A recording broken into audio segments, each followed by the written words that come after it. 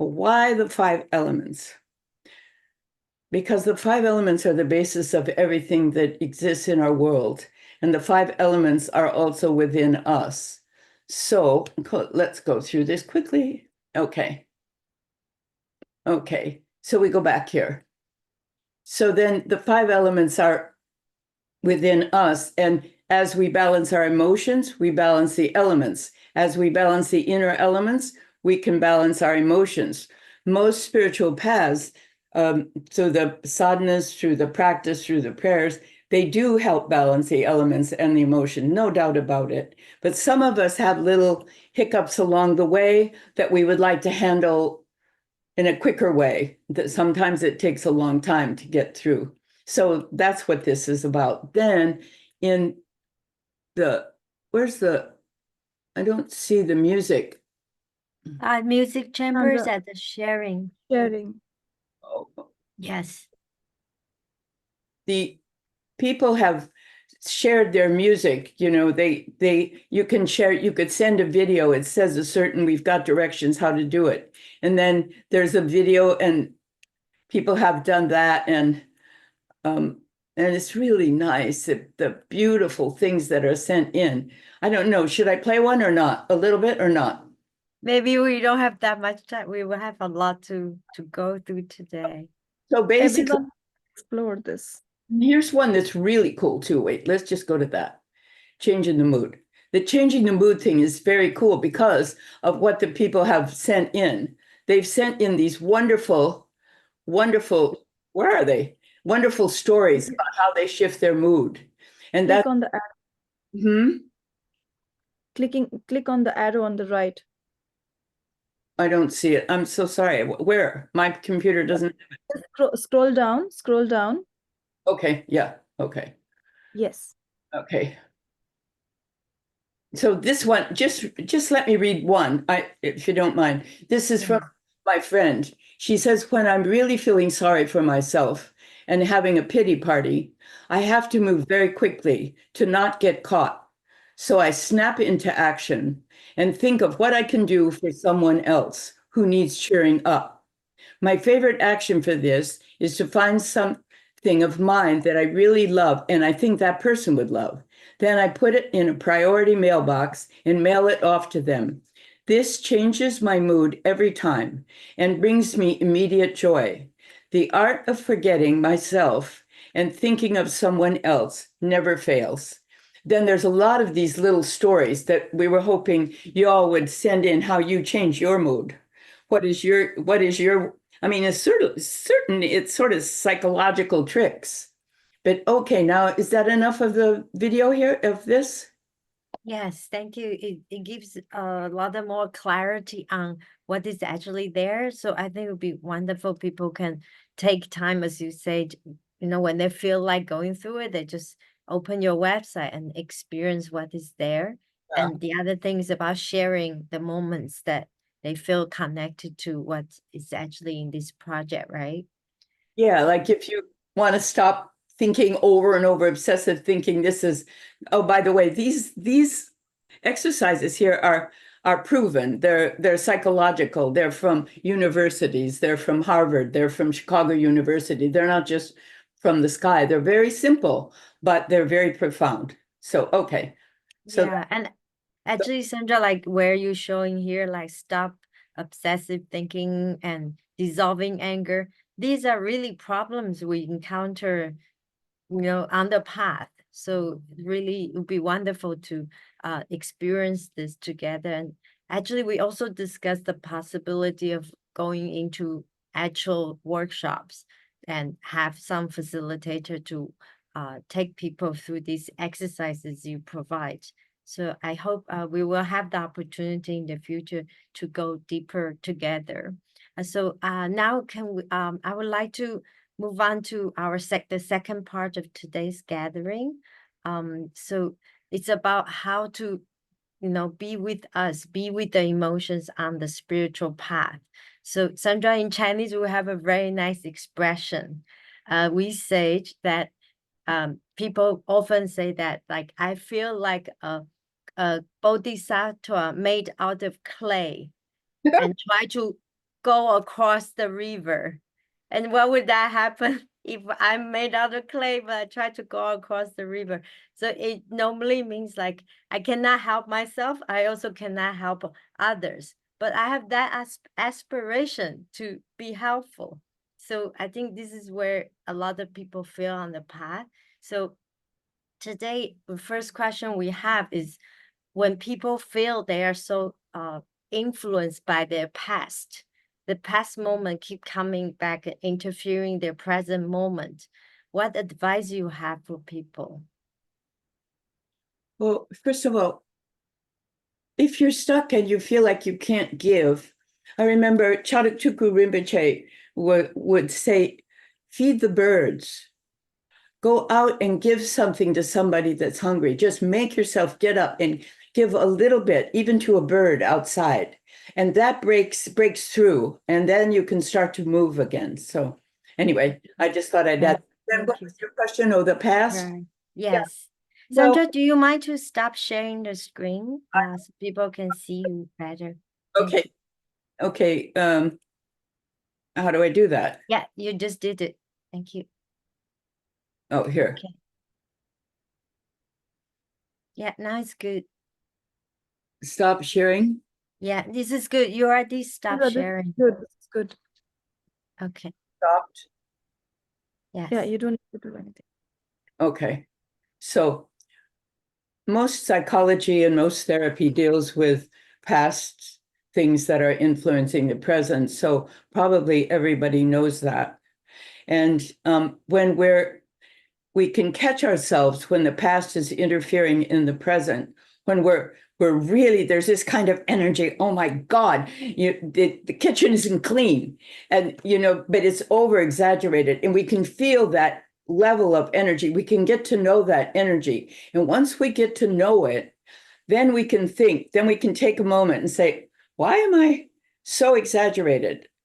Why are these emotions so strong? And then we can check it out, take a moment and see where in our past that we had that, anything like that. And then with some of these unconscious visualizations, we can just take that piece that we think, oh, I remember my mother always used to scream if I left crumbs on the counter. I can remember. And then you can just take that in and imagine that going in back of you.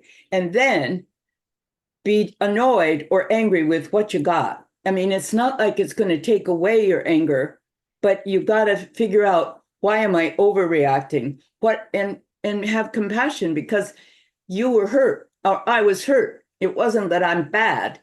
But that sometimes the past leaks in to the present. And once we have awareness, which is the queen and king of everything for psychology, and I think Buddhism also, then once we have that awareness, we can separate it and we can deal with a clearer mind and less emphasis and less emotional angst in the present. Does that make sense?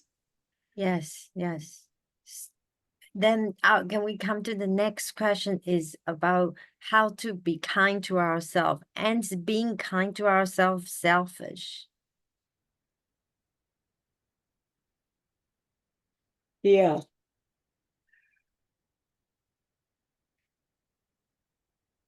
It's such it's such a strange question with everybody on the spiritual path it's very hard to get into this, but anyway, I'll try. Yeah. Okay. If you notice the people that are successful, including the great masters of our time and before, they take care. They eat right. They rest when they need to rest. In general, they rest when they need to rest. They keep a balanced life.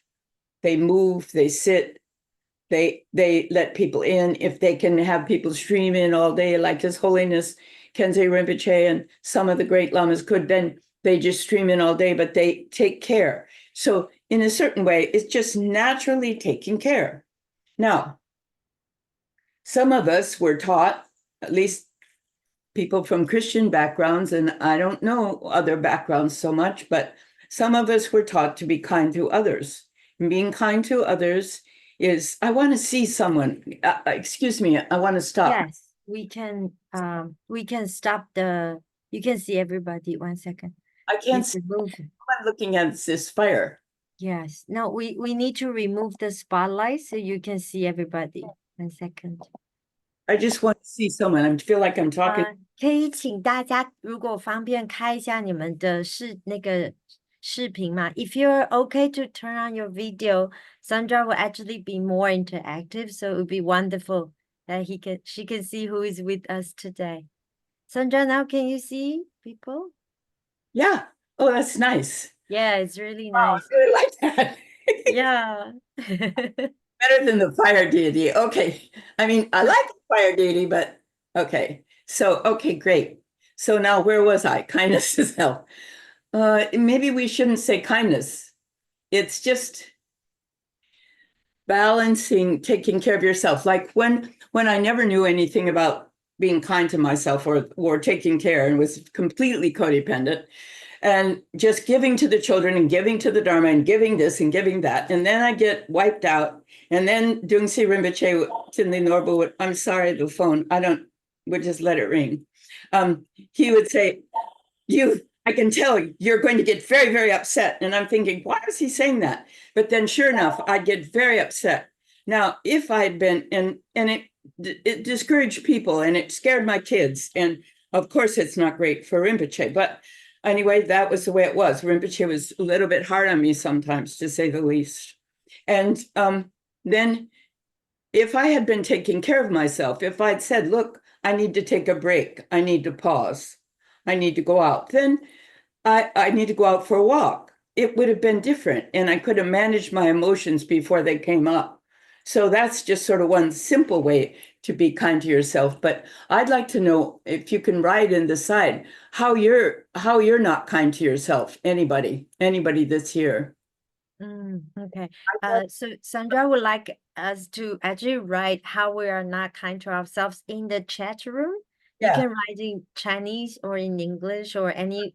Really Well, like. we don't have other interpreter here, so it needs to be English or Chinese. Then we will read it to her. If you have any example, you can share with us. And in a certain way, when we overgive and we stress ourselves out, it's not really bodhicitta, it's not really compassion. It's more of a habit. And in a way, it serves, we're getting away from ourselves. And when we come back to ourselves, then we have to face ourselves.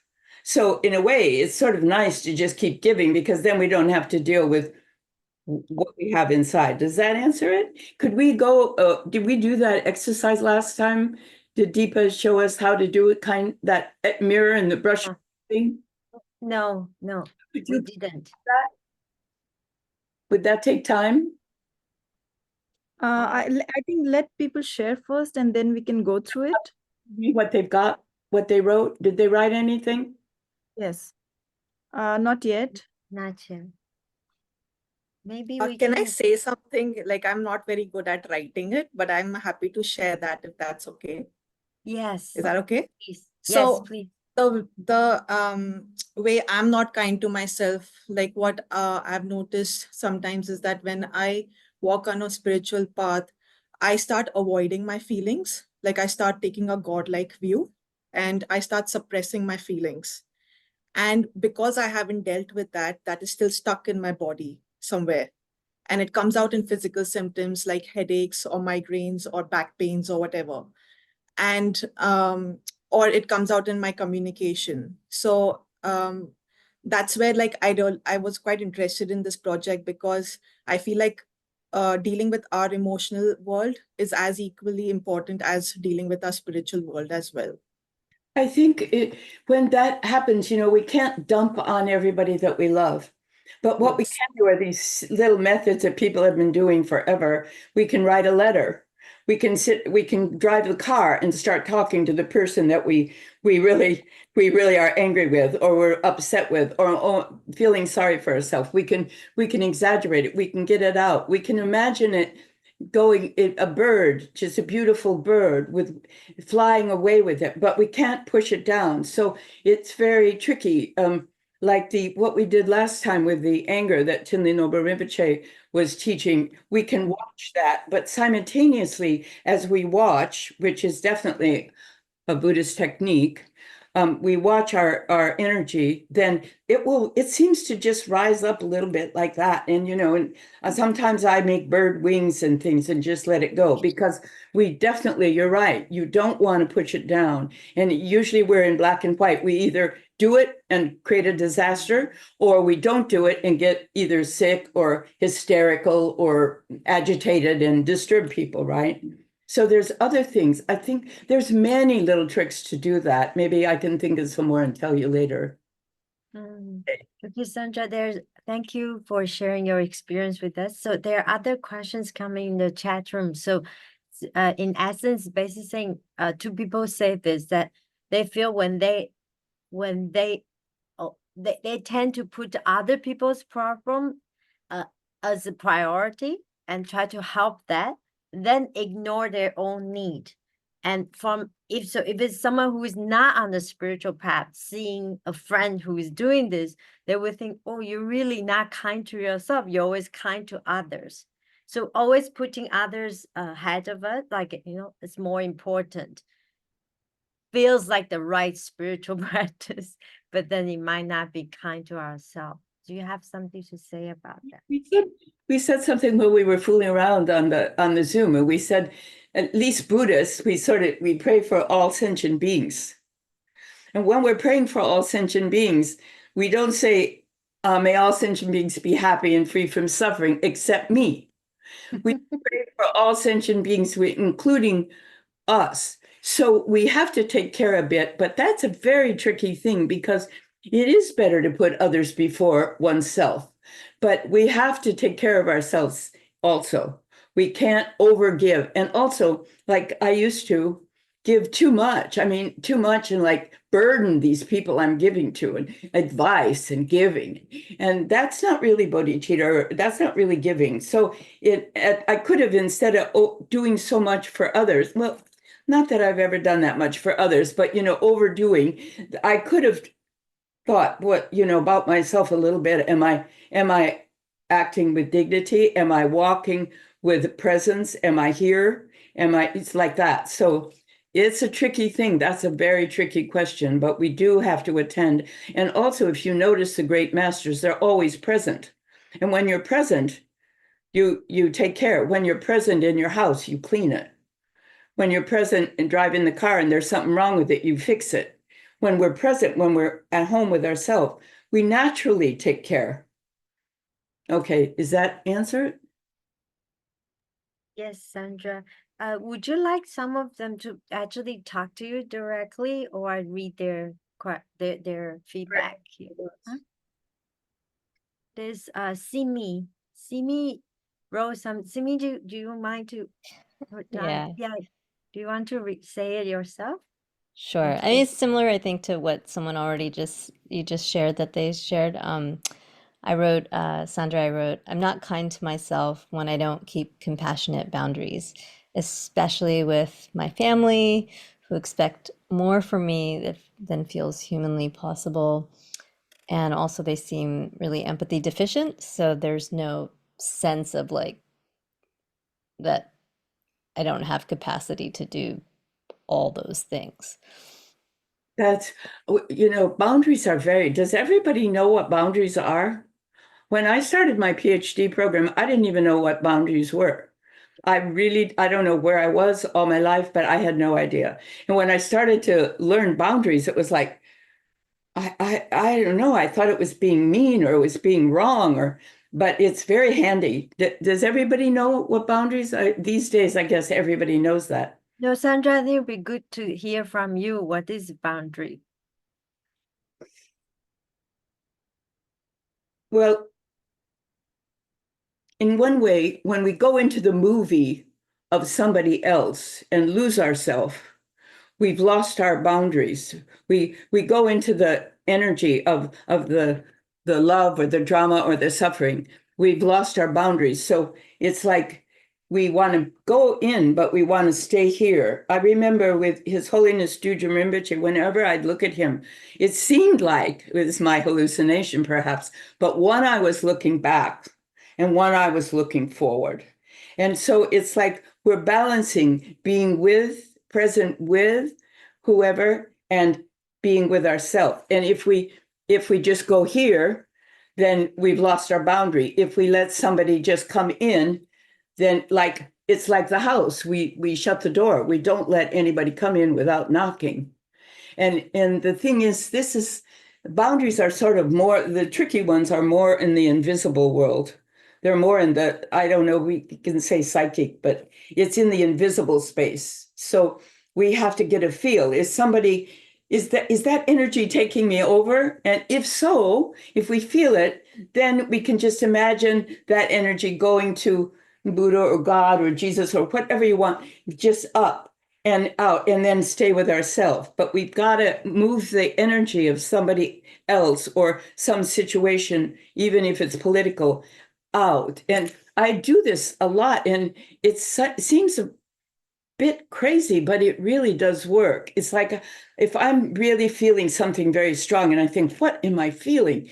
And then I realize somebody else is like joining me in a way, and I've gotten left over with somebody I was talking to. Then I just imagine that energy leaving and staying with myself. So I can't define boundaries very well, but that's my best attempt. But There- Sandra, you just, in terms of the practice, can you say a little bit more like that, how you've dissolved that is like you said you imagine that other, you can call it a foreign energy or someone else's energy, like clearing it out. Yeah, somebody I love is really suffering, and I'm just trying to help him and do whatever. And I'm really involved in it. And then I come home. It's like everywhere. So then I don't want to send the suffering energy back to the person. So I just imagine it leaving and going up to, in my case, to Buddha. That's all. So, but you got to get a handle. You got to be master of your own energy, of your own mind. You've got to know, is this me? Or is this that I've just caught something from someone else? It's all like the project is all to try to gain power in our mind and our emotions. But it's on this project, it's all to do subtle things, connect to elements, connect to uplifting energies, connect to a few little psychological things, connecting, which in a way it cuts them off at the pass. So before the tragedy, before the crisis, before the problem, if we're taking care, if we're awake, if we keep ourselves uplifted a little bit, I think Trungpa Rinpoche, I didn't meet him, but I think he used to always talk about being uplifted. I'm not sure, but I think it's really important because being uplifted, you can't get, other things can't come in so easily. So that, I don't know if that answers your question to me. No? I'm sorry, it's my best. I can, what sticks with me is just to offer it to the Buddha. Yeah. Even not being clear, if it's you know, you can get skillful and start to get clear what's yours and not yours, or even that, whether it's yours or not yours, just offer that too. Yes, thank you. When I first went to Kathmandu and I was talking to Trogawa Rinpoche, Dr. Trogawa Rinpoche, and I said, I pick up everybody's energy and this, and he said, well, as you keep practicing more and more, that won't happen. And Dujum Rinpoche said the same thing. It doesn't happen so much, but it still happens. So when it still happens, I use these little tricks, but in general, it happens much less. So practice is the best, or praying, or whatever you do. But this project is for us to connect. People say they need community. I don't know. I don't even know what it means with Zoom, but I think it's nice if we can all share the beauty within. We can share the poetry. We could share our mood-changing stories. Like, it's nice because I would like to read them. I would like to hear you. I mean, it would really, like there was a lady, maybe she's here.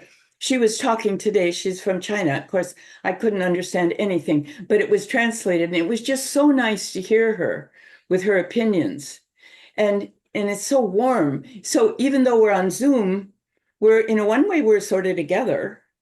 So, and when we're doing mantra and prayers and learning, and we're together then too, but this is a little bit different because we're a little bit more human here. I remember in different in sanghas and things, I would never talk about my emotions to anybody. Never, never, never, because they would judge me. And if they, and I don't want to be judged. I still don't.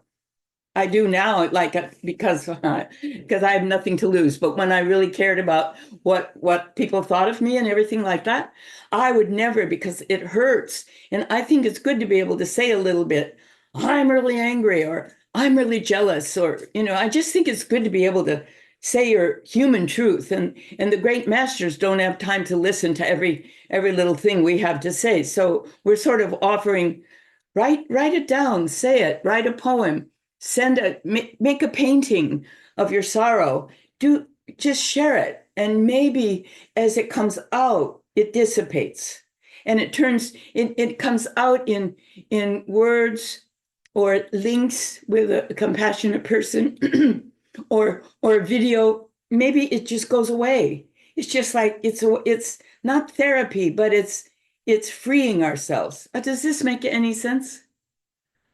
Does it? Yes, very moving, Sandra. Thank you. I think it's nice to just want to try to this- make sense. Yes. So I have two questions related to this topic, which are coming from our Buddhist friends. One was saying, so in the context of emptiness, how do we do it in a wise way that there isn't that solid separation between self and others? That's one question. The other question is, then when we're doing aspiration bodhicitta, as Rinpoche always says, to start with praying, generating aspiration bodhicitta. At once. I can only do one at a time. Okay, so let's do one first. Yeah, First one, what was emptiness. So in the context of emptiness, how can we, what is the wise way of understanding boundary without drawing a solid separation between self and others? I don't know a good answer, but I'll tell you what I know. Dungsi Tenle Nobo Rinpoche said, until we're enlightened, we will have dualistic mind. As long as we have a self, we'll have, and another, we're going to be dealing with those. So we got that. We have to deal with it. As long as we're driving a car and there's a rock in the road, we're going to have to go around it. So we have to remember, and I always forget there's so many translations of the Guru Rinpoche's translation. Could somebody say it in the most beautiful translation way? We have to think of our actions like fine grain of barley, and our vast as the sky. Simultaneously, we are simultaneously dealing with every little thing. Like some of the great teachers that I've been around, they care about every little thing, the way the cup is done, the way somebody's thinking across the table, the way who's left out. But yet their mind, they're thinking, they're dealing with every little thing that we don't have to deal with, but they are. And that's like the grains of sand. We're all like that. We're like little grains of sand. But we have to, at least that's what they teach. We have to honor that. Dungsi Tenle Nobo would always say, you have to honor that. You have to honor the way you lock the door. You have to honor the way you drive the car. You have to do it with presence of mind. You don't lose yourself. You stay present. And that's not anti-path in any way. Nobody's going to. Awareness is anytime we're using awareness, even if we're washing our hands, we're not off the path. I mean, at least, some days that's it. I can wash my hands. Once Son Sarkenze, I don't know if any of you were at a teaching, he was teaching how to wash hands. I think it was Shantideva, but maybe it wasn't. Maybe it was Shankarashita. I don't know. Anyway, he said you wash your hands like this, and then each finger, and that's a mindfulness and awareness thing. That's like that. Beautiful. Thank you. Okay, so Sandra, do you want to do an exercise or ask people to write some kind of journal questions, or we go to the next question? Let's go to the next question. Oh, go ahead. I would just say someone wrote directly to me. when you asked about how are you unkind, the reply is sleeping too late, feeding the body junk food sometimes, impulsive helper syndrome. What was the last one? Impulsive helper syndrome. Impulsive helper? Syndrome. Oh, I got it. Well, at least there's awareness, with awareness, you can modify it. There is something, on the website, we can do it after a few more questions, that really helps with specific goals like that. Like some of these questions could be answered if you want to take the time to do this little exercise thing. But are there any more questions? Not from the chat room. Yes, let's go to the next question, maybe, Which is, which is But okay, so the next question is about how can we liberate ourselves from old habits? So I guess not being kind to ourselves is a solid habit, right, Sandra? old habits. It's the same, I really can't do too much of that. That's like, it's the same. People come to long-term therapy to do that, and they read a lot of books to do that, and they do some of the exercises on here to do that. But long-term habits take work. You got to work. You got to work at it. You got to choose one, and then like on this project, there's about 3 different things that could help with that if one wanted to. But it's not like an answer. Not going to work like that. Changing a habit. I was reading the teaching, Zonzar Kensei, this week somewhere. He said changing habits is really, really hard. And so I think so. And Shenpen Dawa Rinpoche, one thing he said that I never forgot. He said, what's the hardest thing to change of all is attitude. And attitude, like people can, I don't know if you're sensitive to people's attitude, but people can say the right things, but they got an attitude, and we got to watch our own attitude. That's hard to change. Anyway, okay, should we go on then? Right. So we won't be able to do one exercise to see how we can liberate ourselves from old habits. How about the self-hypnosis? Yeah. We have translated that into Chinese. Do you have that? The hypnosis? Session. Would you like me to share? Or Deepa, can you share screen? Me. yes. Okay. Oh, okay. Sandra will do. Okay. Thank you. Oh, no. Why are all these things like that? This down there. Oh, Sandra, if you like, I can share. Okay, go ahead. Yeah, I will go there. Just give me a second. If you think of one thing like you'd like to change, like one of the things that's been mentioned, just one thing that you'd like to change, you can imagine applying it to this. And then, okay. So, okay, can you move it down? Yeah. Okay, so, okay, stop. Okay, so I don't know. I'll go back to what I did with this exercise. It was one of the things in training for the unconscious and how to work with the unconscious. The unconscious meaning aspects of ourselves that manifest and we don't even know it, but they're sort of unconscious. And so we can decide one thing that we want. Do you have, just write it down if you can. Just write down what you'd like. And then imagine, sit in a chair and sort of breathe a few times. You can come here and look at it if you decide you want to try it. Breathe a few times and relax. And then up in front of you, like the picture here, imagine yourself accomplishing whatever it is you want to. If it's talking in front of people, feeling good. If it's cleaning your house after you've neglected it for 2 months, whatever it may be, just have a picture of it there. And every time you do it, if you do this, every day, keep the same picture. So up there's a picture of you accomplishing your goal. Like here it says, I am dancing every day and enjoying myself. So there's the picture of you enjoying yourself. You want to roll it down, Jennifer? Yes, 1 second. Roll it down. Yes, sorry. Yeah, hold on. So then you have that up in front of you, and they call it self-hypnosis over here at the university, but it's not really hypnosis, but you're relaxed and you're just saying, this is me. Now, there's an important thing you can use.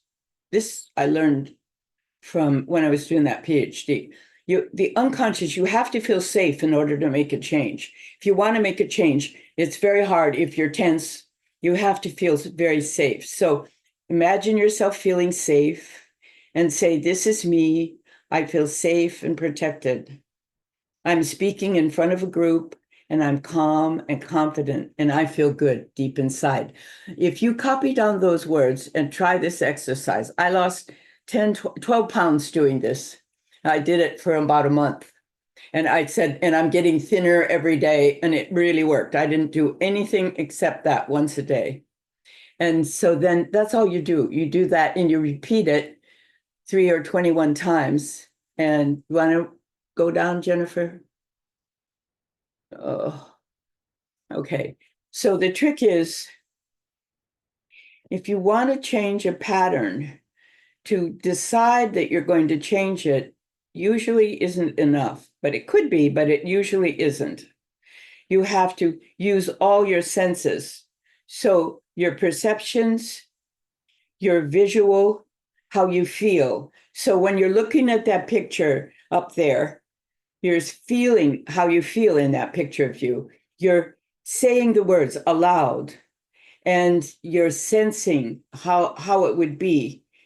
And you're hearing yourself, you're seeing yourself, and you're feeling yourself. Those 3 things can change a pattern in the unconscious. So the best way to do this is 21 times a day for about 3 weeks. But it still works if you do it 3 times or 7 every day for even a week. But every day, do it and see what happens. It could happen. Like some of the questions that you were asking, this could be very helpful. Oh, sorry. Do you want to take Thank it over? you. Yes, Get the dog. thank you. Deepa, do you think we should do the kindness to self as well? That one we have it in Chinese. Yes, okay, sure. Okay.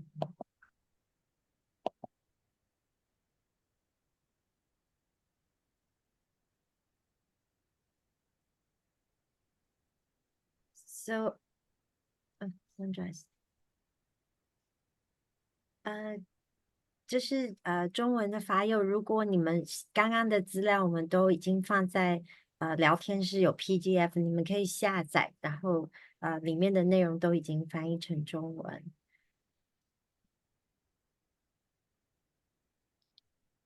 So Sandra, before we move on to the next session, I think it would be nice you can talk a little bit more about kindness to self and maybe an exercise here or experience the journal, whichever you think's best. Okay, but I need to be able to move the screen.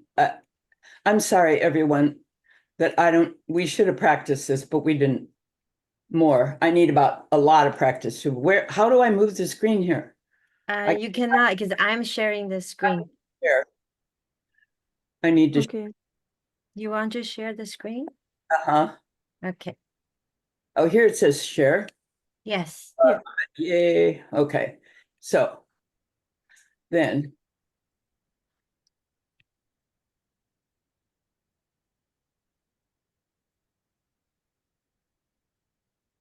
Okay.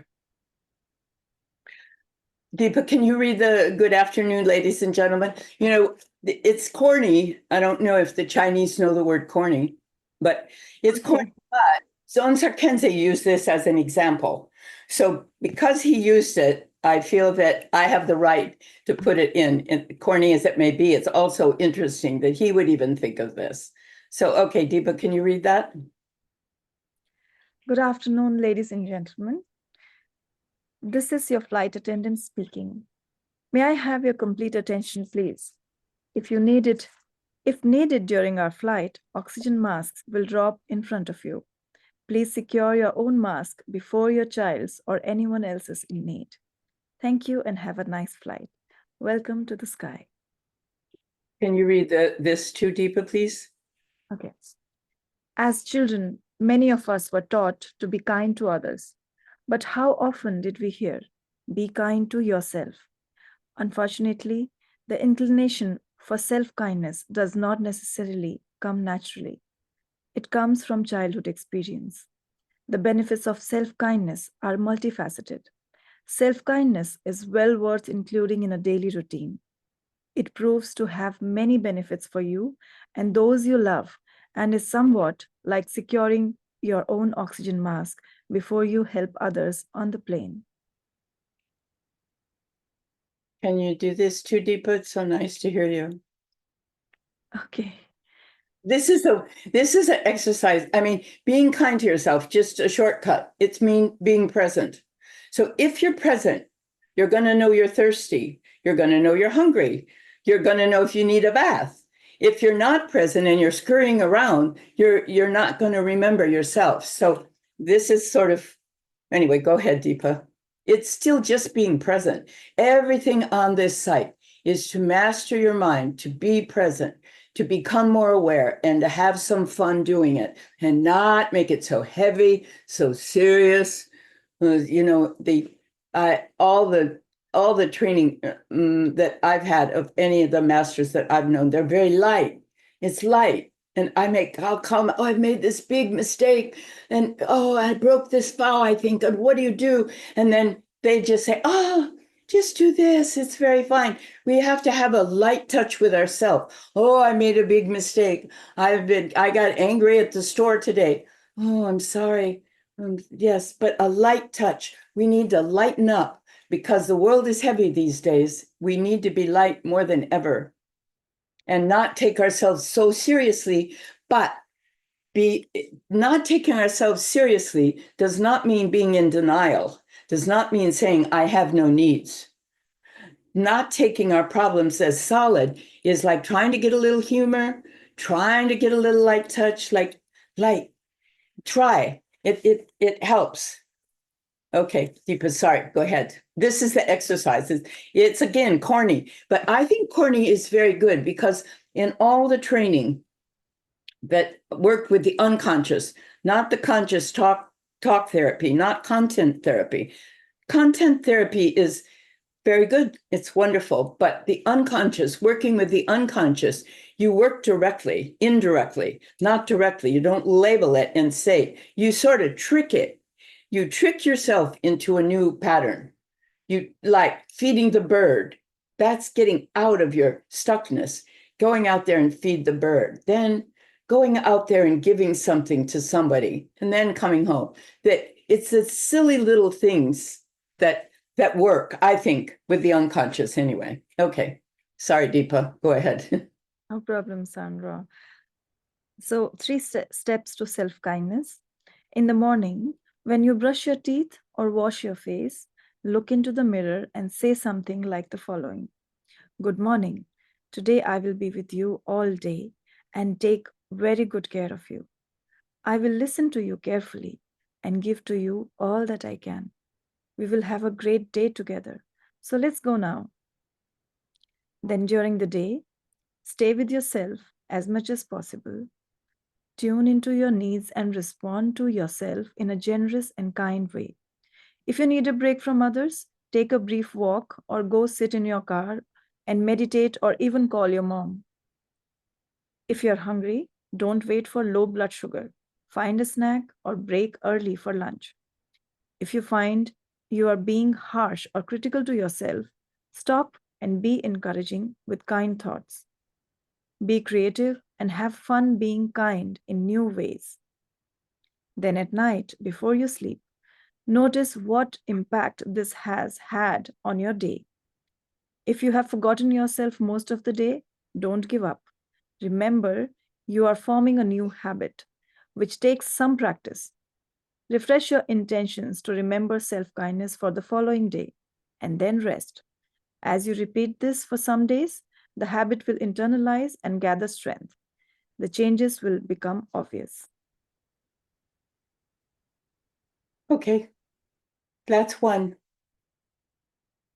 It's a being present.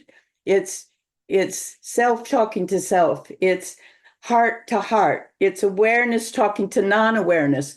It's just bringing the thing together so that we're present with ourselves. And it's not that we're getting ego. We're just doing basics.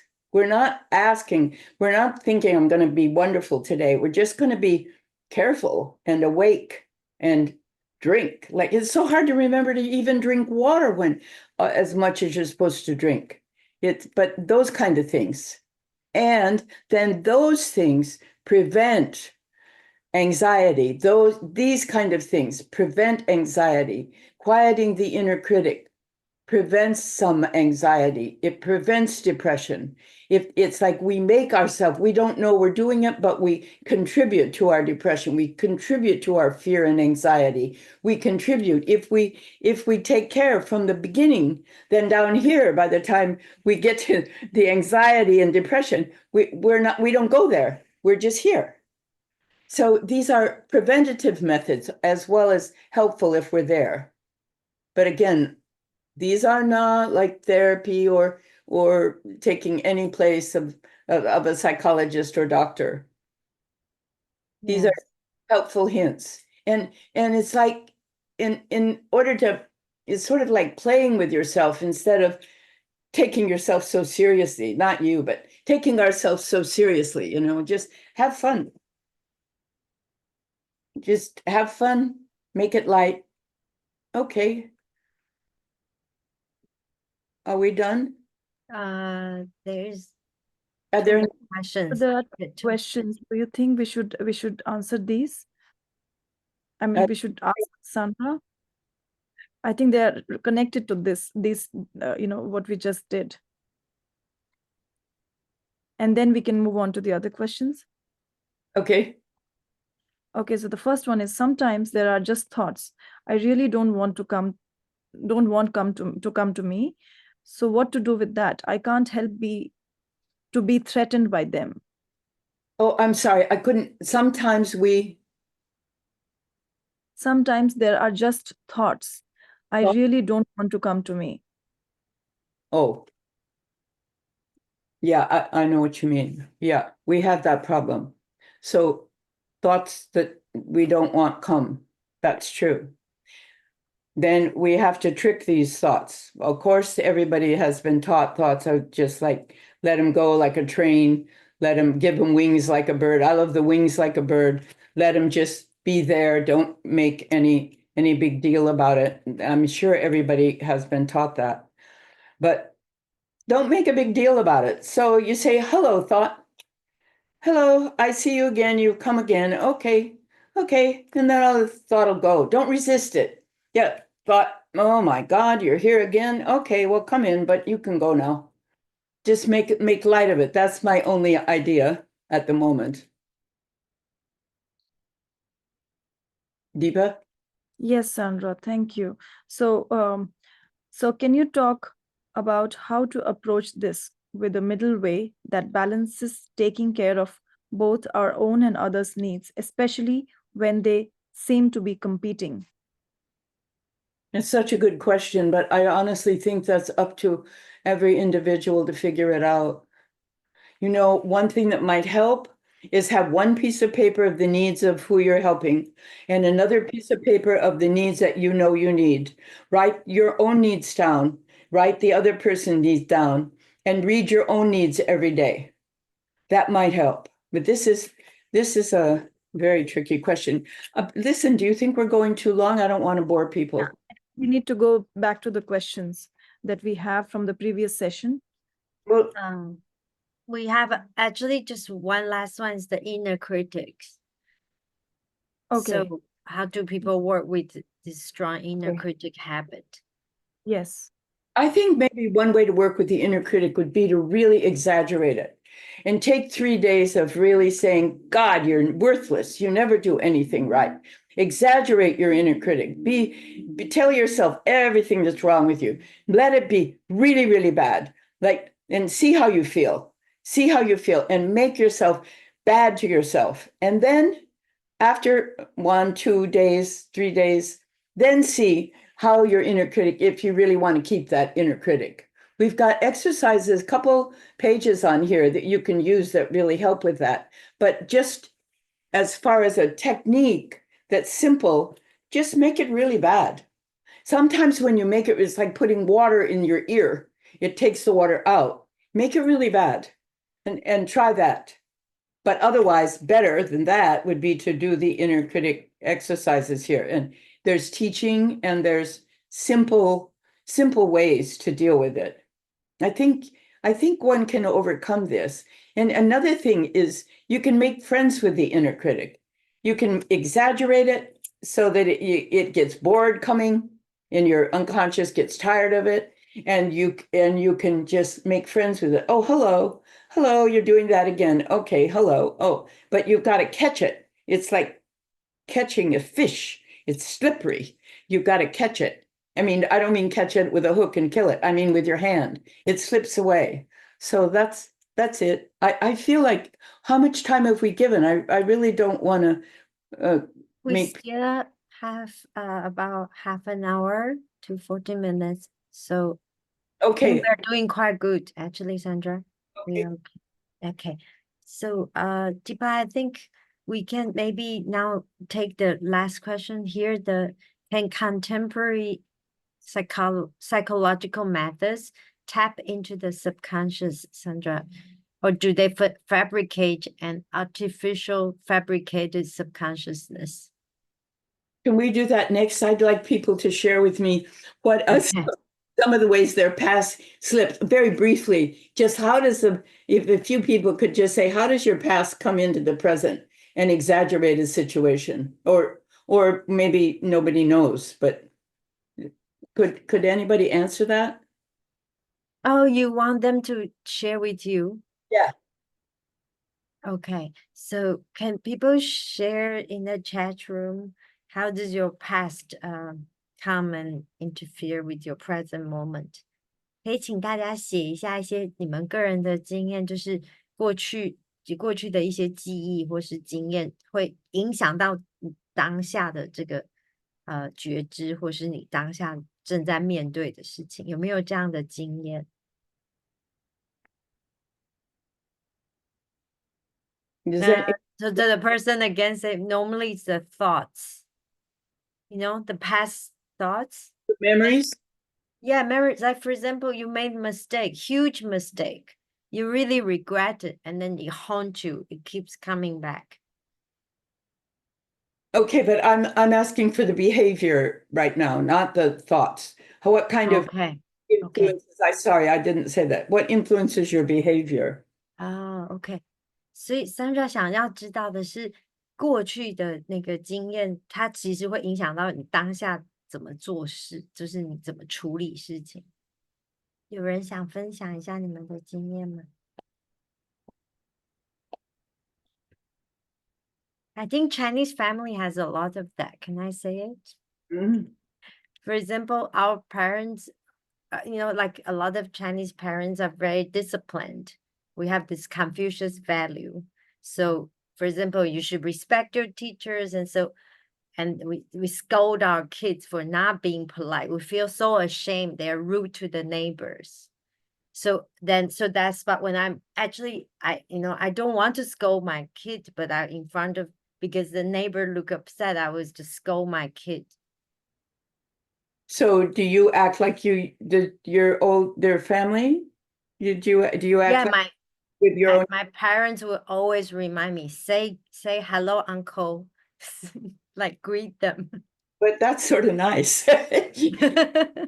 Nobody has a bad one. Okay, what about this question? The website seems to be in bits and pieces. Oh, you want to go through the questions from the group? Oh, Sandra, we haven't Sorry. touched the questions yet. Oh, okay. We are supposed to go there, but this was, we thought you wanted to interact a little bit. But nobody gave feedback about this, so it's sort of, I think maybe Sure, we can continue. No it's problem. something to watch, maybe this week and the next. Just if you're feeling something really strong, just see, is it because you're reacting to the present situation, or is there energy from the past coming in and influencing your behavior or your intensity. I think it's good to note that, because as soon as you note it, it's going to dissipate somewhat. And if you really want to deal with it, you can say, oh, this came, like I said before, this came from here, and just put it in back and deal with your own, whatever you've got now, whatever is happening now, but not with the influence of the past. It's very, very helpful to not be influenced by the past. I mean, especially on the path. It quickens our emotional reactions and our suffering. A lot of our suffering is because we just don't know how to stop it quick. We will have suffering, of course. Buddha's not wrong. So, yeah. Okay, what do you want? So shall we go on to the questions from the previous session, the last webinar? So, Sandra, sometimes practitioners may or people may suffer trauma and other emotional difficulties and are unable to directly find helpful methods from Dharma teachings. Is there any suggestion or possible future program to support the practitioners in their struggles? Well, we're trying to begin that here, and we're trying to think if we can gather together. And the thing that I want, if I were going to gather together more, is I want to hear from people. I want to know what's happening with you. I want to have a feel of you, where you are with your family and your life and your work a little bit. I can't, not a long thing, but just get a little bit more feel to know what's going on. And then we share that. And yes, that's part of that's what this is all about, that's what we're trying to do here, is to connect and learn how to connect to our own wisdom, our own beautiful nature more, and not be locked in different, like Deepa's always saying, we're locked in boxes of behavior or situations we can't get out of. So this is aiming in that direction. I hope it can develop into helping. Okay. Sandra, may I say what Rinpoche said when he gave the instructions for this project in the beginning? Sure. I always keep repeating that.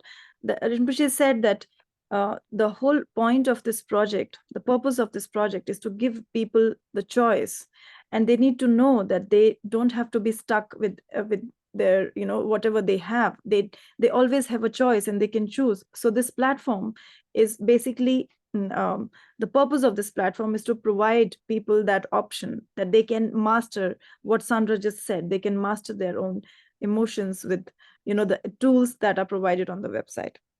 So that was it. Sandra, the next question is, the website seems to be in bits and pieces. What is its foundation?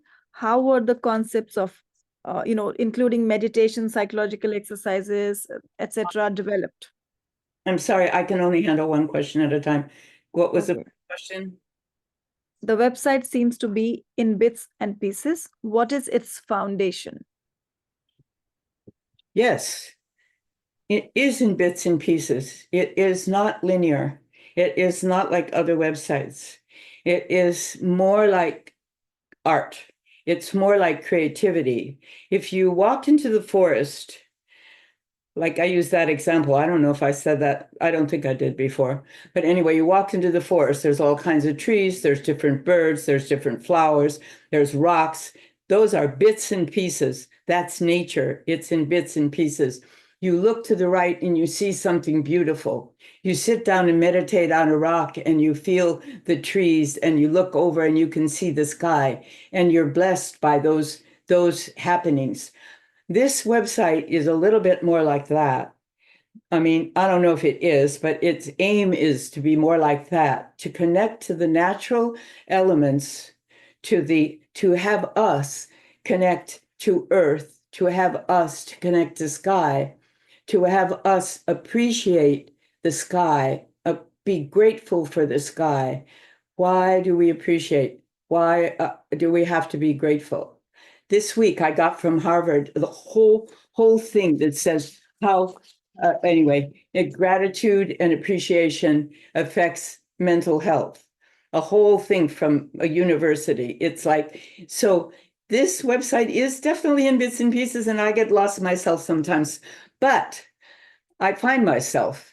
And when I've done these exercises and we all worked with them, we get something. And when we share our art in our stories, we give something. So this is an opportunity to give, to appreciate beauty, to learn a few things, and maybe create a kind of community that talks, that isn't afraid to expose their little whatever, their little emotions or their little drama, and learn about it.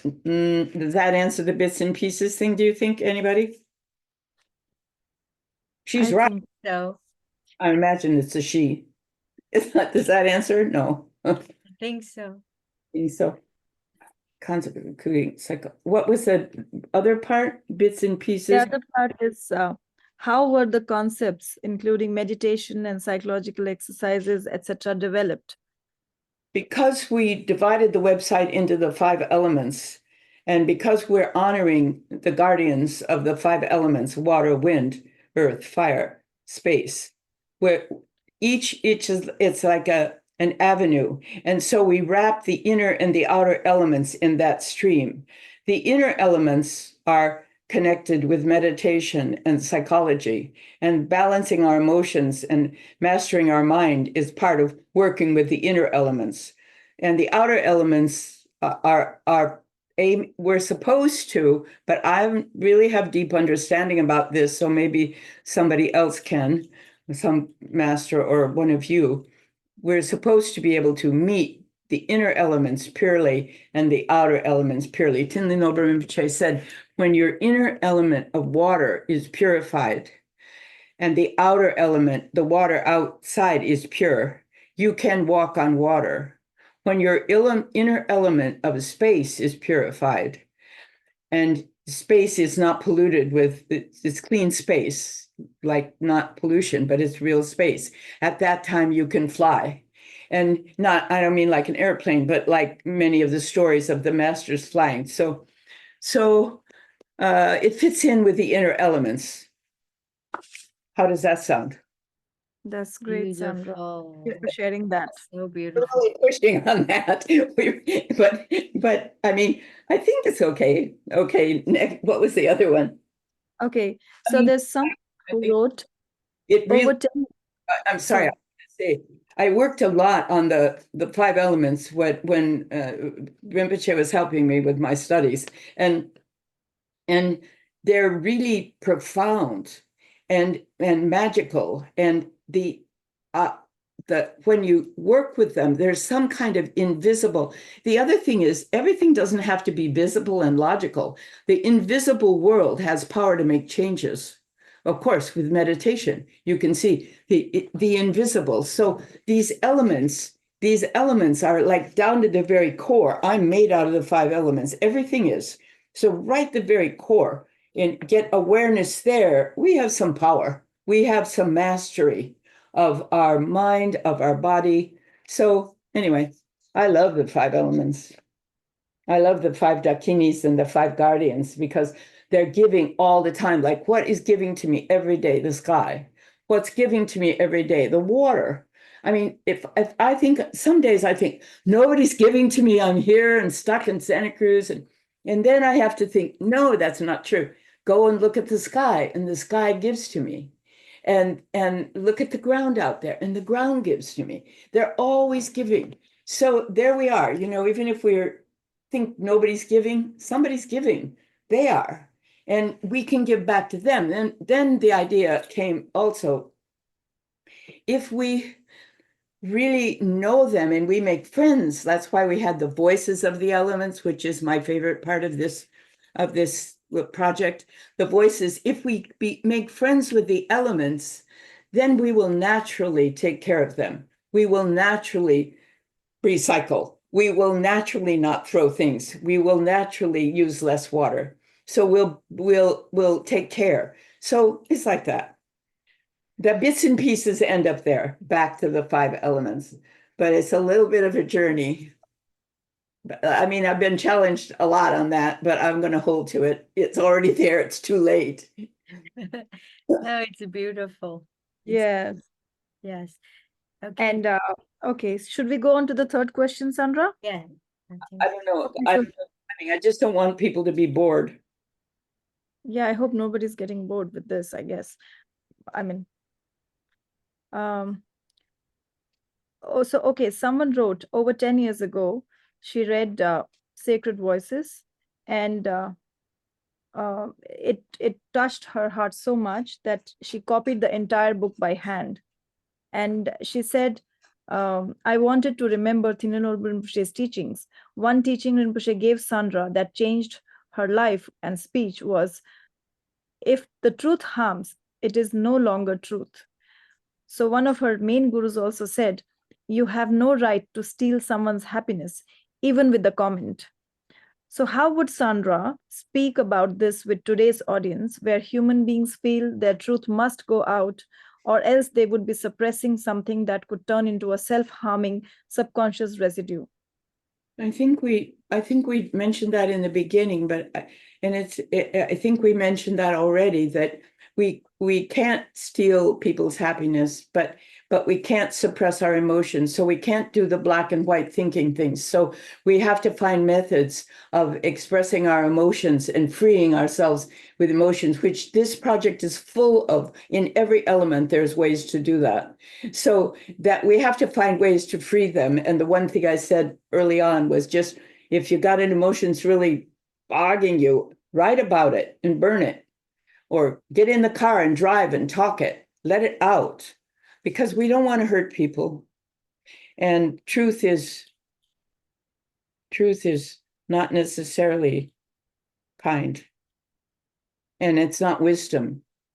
Rinpoche said the difference between intelligence and wisdom is that wisdom always works to benefit, but intelligence, which is our idea of truth also, not necessarily. We have to have an intelligent mind. He said that was the most important thing for Dharma, but at the same time, we can't use it to harm others. We have to develop wisdom. So it's nice to think that Western psychology thinks we have to say everything and get it all out, and it doesn't work anyway, just makes one more problem. Sometimes it's nice to have these formats in relationship, which we could talk about if we ever get together again, where you sit and you have 4 questions and you're talking to your roommate or your partner, and oh, they're really nice. What are your concerns today? What are you grateful for? What is our plan for happiness together? And then once a week, some couples that I work with do that. Oh my God, they're like incredible. They're so happy now because they've learned to communicate with gratitude and concerns and making a plan for happiness together, a date or whatever. Okay, then The fourth question is, how does creative resilience play a vital role in preserving the extraordinary lineage wisdom of relative and absolute bodhicitta? I don't think it does. I don't think it does. You know, like I've explained, it's if we're suffering, if we're depressed, if we're anxious, we have less time to be compassionate and help others. Here are methods to help be less anxious, less depressed, and find uplifting. If our spirit is uplifted, we have more to give. It's then we can do more. But I don't want to mix up this with something so profound like bodhicitta. I mean, hopefully it helps, but I can't say that. Dan, any more? Yes, just the last question. Jennifer, just last question. I think all of Sandra answered, but just give one answer. How can we use these tools on the website to help us on the spiritual path? Would you please elaborate a little more about this? You know, everybody doesn't need this.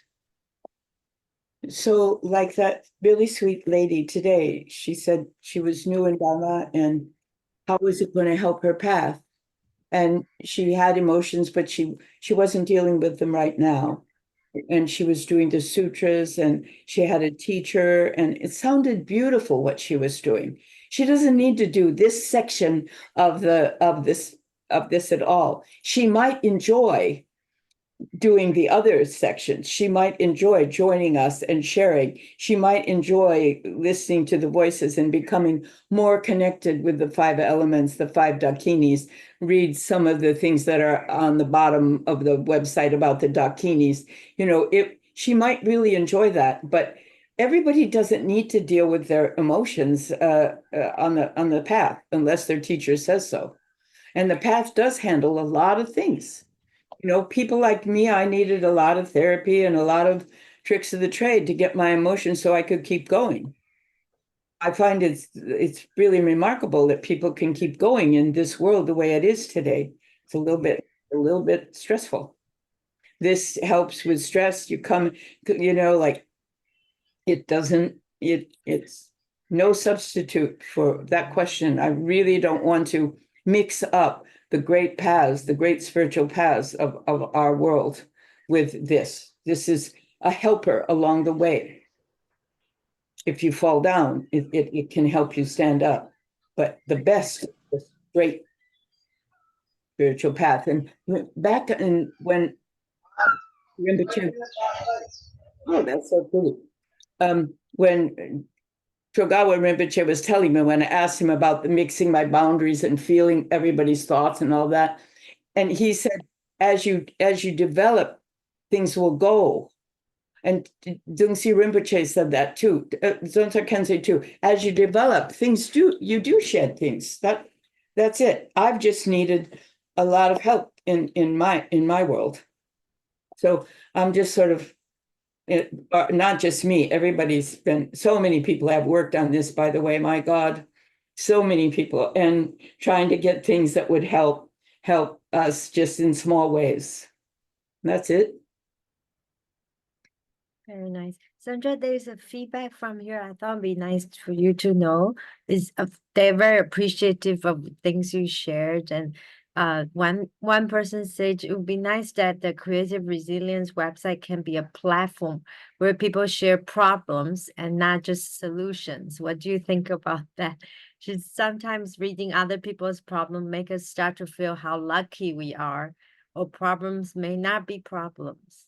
What do you think? I love that a lot. I love that. And just for somebody to hear it, Yes. it lessens it. Just as cares enough to listen. Listening is a healing balm. It's so important. Yeah. I love that. Yes, very nice suggestion. Okay, and then so I think Deepa, you think we answered most of the questions? Maybe there's one more here from our tech support. But do you have another question here? Yes, I do have one from Jack. Yeah, Okay. please read Jack's question. Okay. So Sandra, it's about creativity.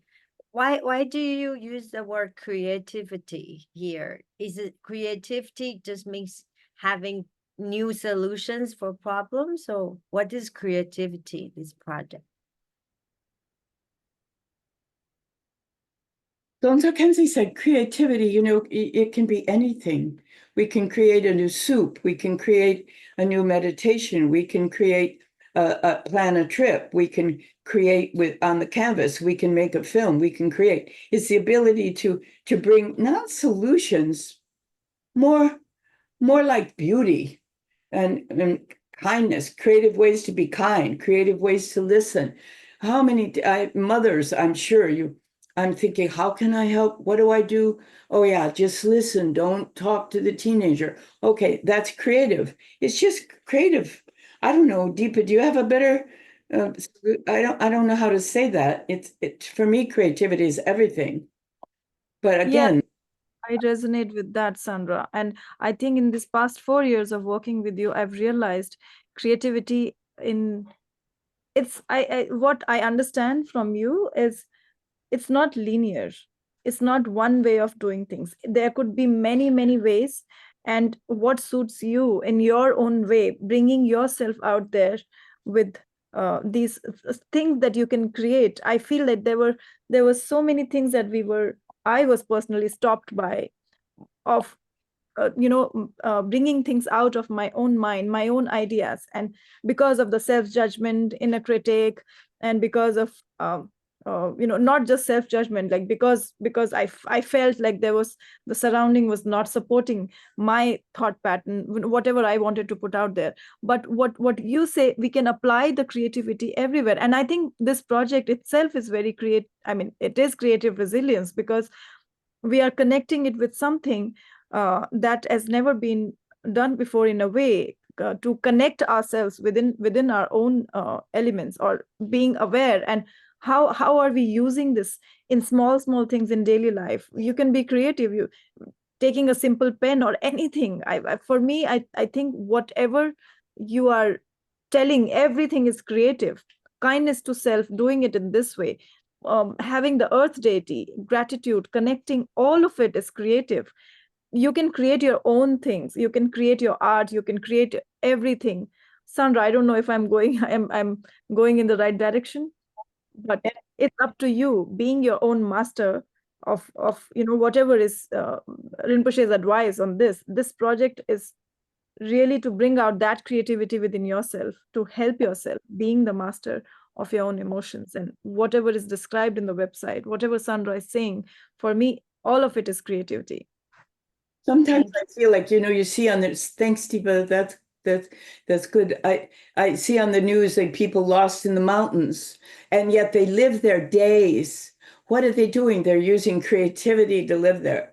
And they're finding the food, they're finding a way to cover up. I mean, that's creativity. Creativity is, we get stuck and we're upset, like, okay, it's creative if we can. The problem is when we're stuck, it's so hard to get out, to go to the exercise or to go to the phone to call a friend. It's just very hard when we're suffering to really reach out. But we can use discipline, and discipline is part of any spiritual path. As far as I know, to be kind to others, you need discipline. So we can use discipline to reach out, and then we reach out, and then there's a hand there. That's good. That's good. Yes, thank you. These things here I'm reading, these would all, I don't know if the people that wrote these are here, but these would all work really well with self-hypnosis.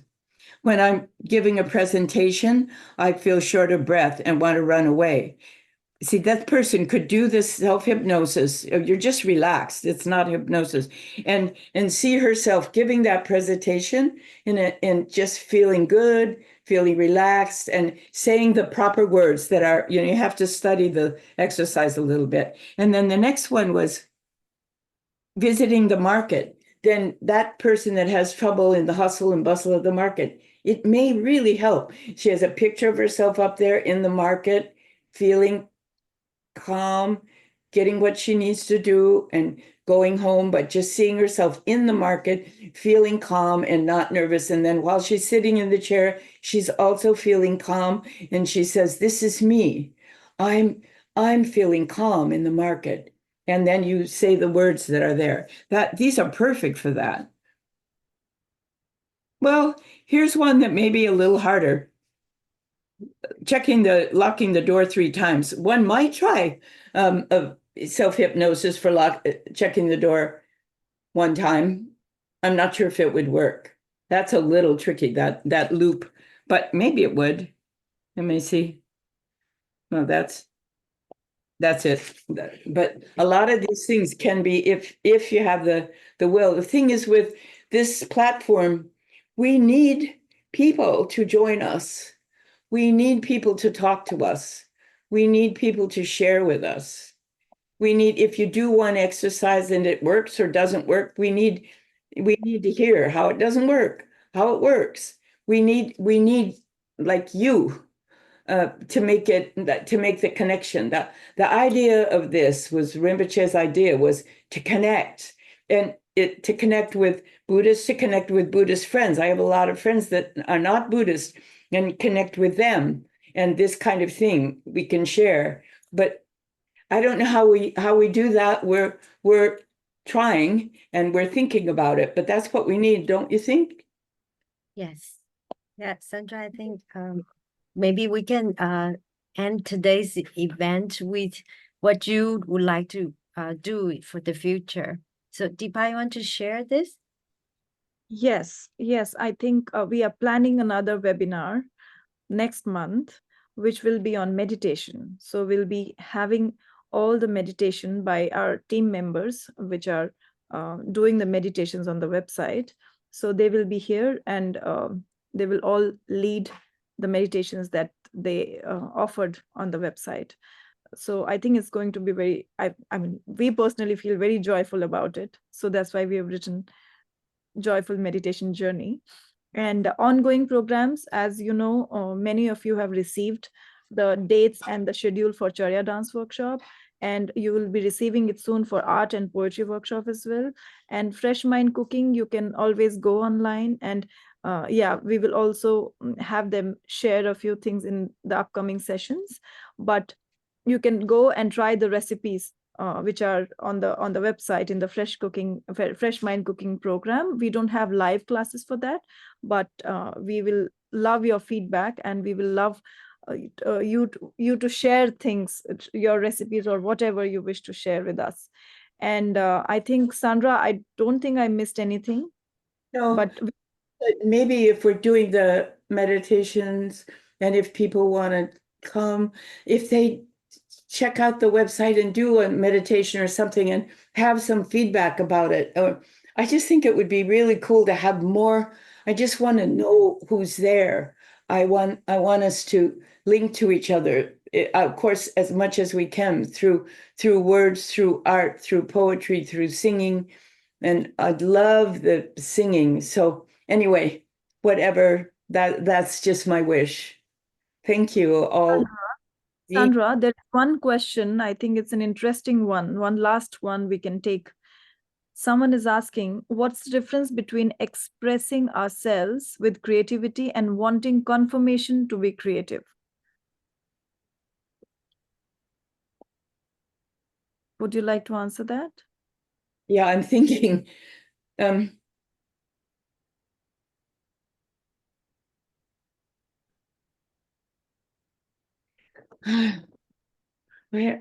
wanting confirmation. I mean, I wish whoever you are, I wish I had you and I could talk to you and I could give you confirmation that you can try. Wanting confirmation, take the art class, that's creative. Take the poetry class, that's creative.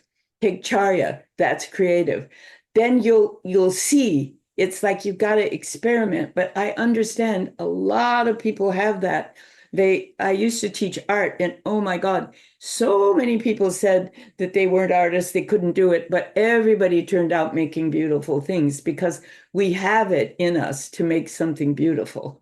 So I wish I could help you with that, but I think those classes can do it. You need a hand. That's all. You just need a little hand. And those classes would give you a hand. And then you'll see you can do it. But you need help, a little bit of help. Not that you're helpless, but I understand your question. And a lot of people think that and don't create because of that. So thank you for mentioning that. Thank you for all the questions, actually. It really helps me.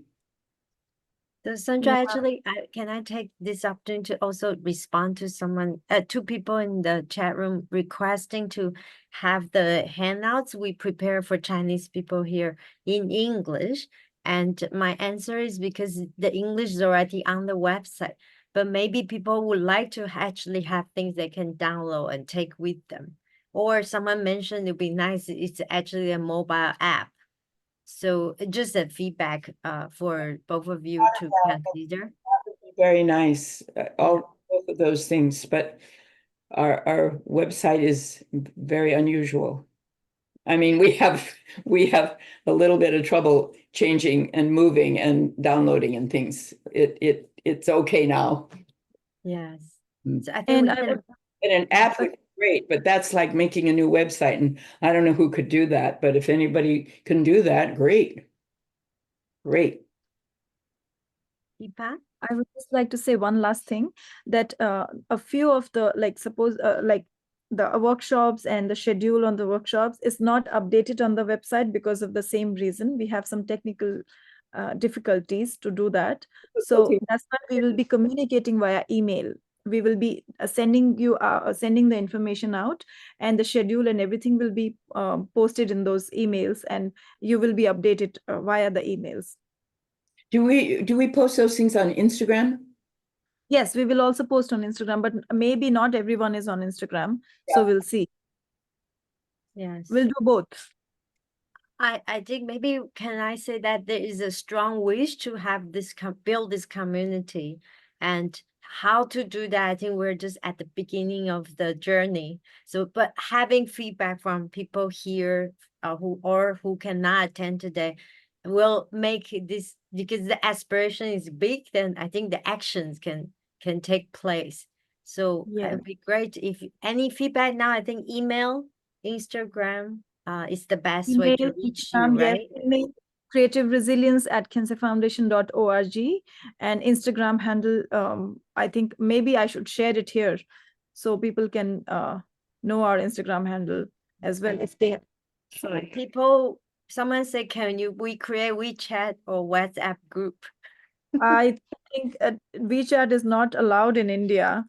Sadly, I mean, I cannot access WeChat. Maybe Jennifer, I will have to request you to help with the WeChat Let's community. discuss this more, It- so sort of logistics, because there's WhatsApp group. definitely, I maybe- think our wish is definitely there, but how to do it in a way that's most appropriate, we probably need to write to people after we make a more clear plan. But I think it's wonderful to see that people also feel the need for this and wish to have more support from creative resilience team. Sorry to announce the company. Just one more thing. We need ideas how we can build together, how we can connect together. What the people, whoever's listening, if there's any ideas, please write us. That would, I feel like, I don't know, I just feel like everybody is going to have good ideas, and maybe we can do that and come together, help one another, have fun with one another, share with one another, just uplift a little bit during these times. That was Sonsao Kensei's wish. So I feel inclined to try to make that come true. Maybe meeting often online is another way too. Because No, I feel like I want to talk to these people. It's so hard. yeah, I know. Just feel Next like, time would be nice if, like- you can listening to them directly is really wonderful. So thank you. I think Sandra, I think some people actually left. Maybe it's taking longer than they expected. So shall we end today's event here? definitely. Yeah, okay. Thank you everybody for joining us, and wish all of you the best. Have a nice weekend. And Sandra, thank you so much for all the wisdom you shared with us. And Deepa, also thank you for all the hard work you put into making this event possible. And to Sabrina, our translator, thank you for being here. That's how we can also have our Chinese friends joining us. So thank you, everybody. If you're okay to put on your camera, we can say bye together. Thank you. See you next time. 再见， Thank 谢 you. 谢大 Next 家。 time. Thank you, everyone. I would just like to answer Law Saw Cheng. I think she needs help with downloading. I don't know how to help her. They can email 这个需要档案的也可以写信到圆满法藏 info@ymfz.org 中文的部分我们可以协助您。Yeah, they can write to us. Great. We can help with the Chinese audience. Thank you. Okay, 谢谢， So 谢谢 see you 大家。 next month again. Thank you. See Thank you. Bye bye. Bye. Bye. Bye bye. Thank you. Thank you. Thank you, Jack. Thank you, Jack. Thank you, Jennifer, so much. Thank you. And thank you, Bye. Sandra. Oh my God. Thank you. Okay. Thank you. Now, how do I go? Bye-bye. Oh, leave.